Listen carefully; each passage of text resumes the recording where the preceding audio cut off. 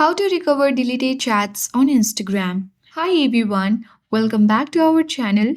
This is Rose and let's learn on how to recover deleted chats on Instagram. Without further ado, let's begin. Open the Instagram app on your iPhone or Android device. Tap your profile icon at bottom right corner.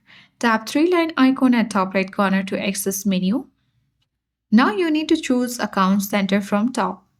Scroll down, tap Your Information and Permission and select Download Your Information. Now choose Download or Transfer Information. Select your Instagram account and tap on Next button.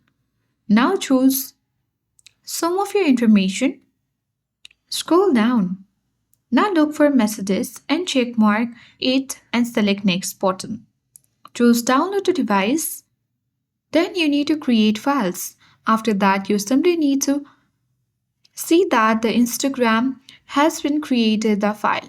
Now Instagram will process the request and send a download link to your email when the file is ready. Open the email and click the link and download the zip file.